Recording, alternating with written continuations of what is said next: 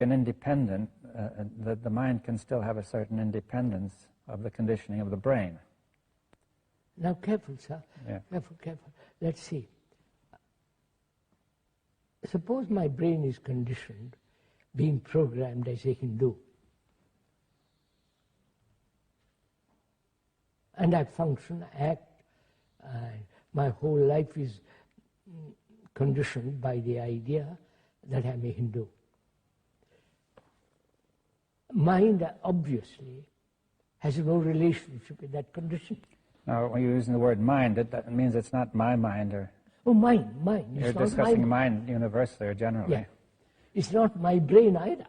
No, but there's a particular brain, this brain or that brain, and now, but will you say there's a particular mind? No. No, you see, that's an important difference. Yeah. They're saying mind is really universal. Mind is universal, if you can use that word. Yes, or unlimited, or yes. Undivided. It is not polluted by thought.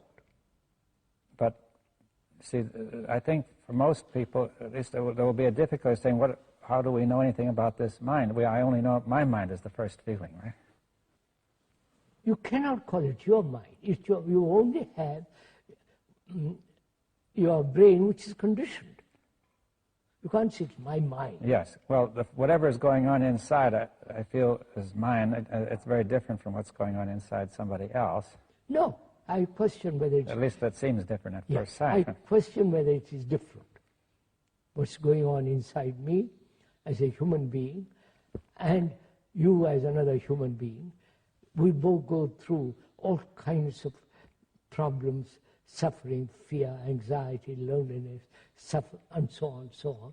Yeah. We have our dogmas, beliefs, superstitions, and everybody has these. Well, we'll say it's all very similar, but still it seems each one of us is isolated from the other.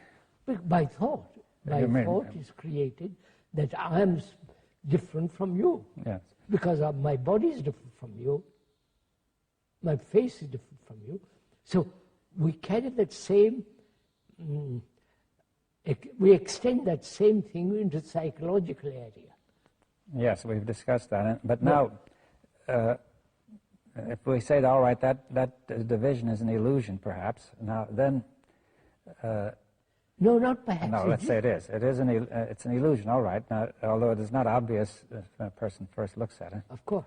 Now then, and we say mind, not only, in reality, even brain is not divided, because we're saying that we're all not only basically similar, but really connected, right? And then we say beyond all that is mind, which has no division at all. It is unconditioned. Yes, it would almost seem to imply then that insofar as a person feels he is a separate being, he has very little contact with mind, right? Absolutely, quite right. That's you say has no mind. That's why it's very important to understand.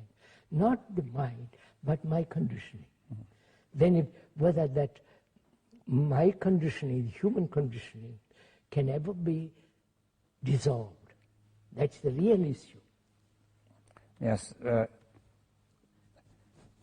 I think that, still the mind, or we won't call it the mind, but a human being considers always what is the meaning. See, I think we want to understand the meaning of what is being said. You see, that we have a mind that is universal, that is in some kind of space, you say. Or is it its own space? It is not in me or in my brain. But it has a space. It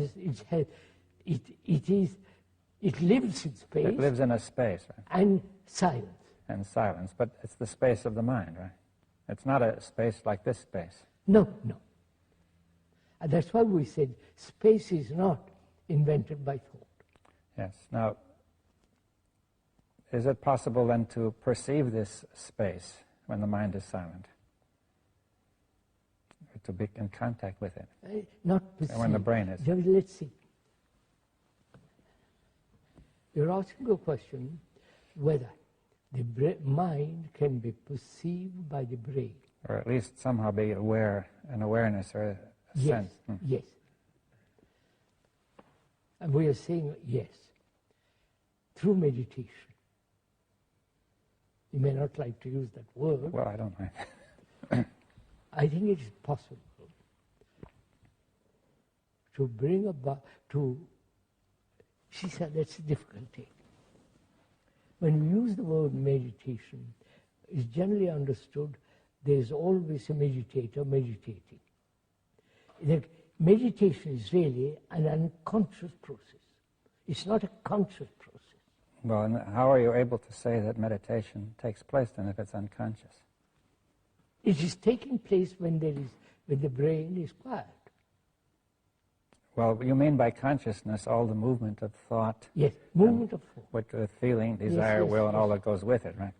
But there's a kind of awareness still, isn't there? Oh, yes. Yes, you see. It depends what you call awareness. Yes. Awareness of what? I don't, possibly awareness of something deeper, I don't know.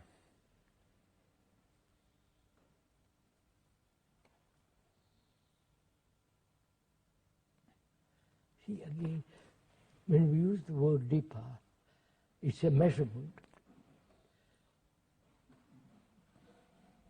And how would you? Well, let's not use that, but let's say that some kind of, the brain is not, see, there's a kind of unconsciousness which you're simply not aware of at all. A person may be unconscious of some of his, his problems, his conflicts. Let's go at it a little bit more.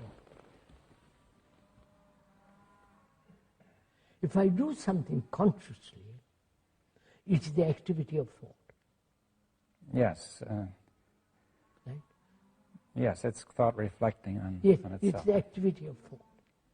Now, if I consciously meditate, practice, do all this kind of what I call nonsense, then you are making the brain conform to another series of patterns. Yes, it's more becoming. It's more of becoming, that's right. Yes, you're trying to become better. There is no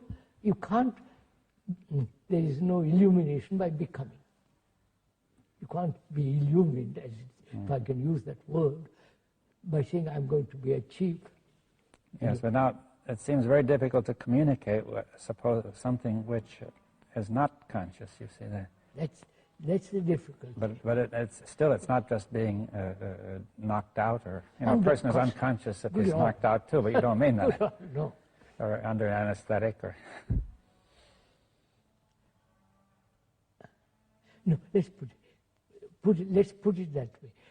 Conscious meditation, conscious activity to control thought, to free oneself from conditioning, is not freedom.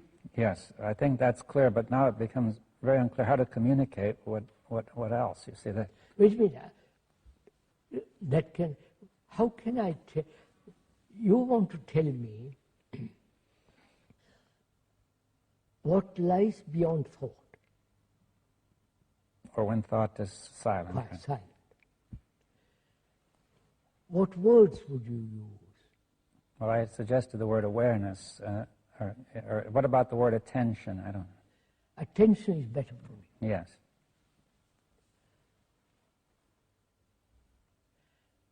Would you say attention?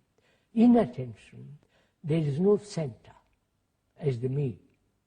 Well, and the kind of attention you're discussing, I mean, there is a kind, which is the usual kind, where we pay attention because of what interests me, right? Attention is not concentration. Yeah, that is concentration. But now, we're discussing a kind of attention without this me present, which is not the activity of the conditioning. Not the activity of thought. Yeah. In attention, the thought has no place. Yes, but could we say more, what do we mean by attention? Now, would the derivation of the word be of any use? It means stretching the mind towards something. Would that help? No. Would it help if we say concentration is not attention? Right? Effort is not attention. When I make effort to attend, it's not attention. Attention can only come into being when the self is not.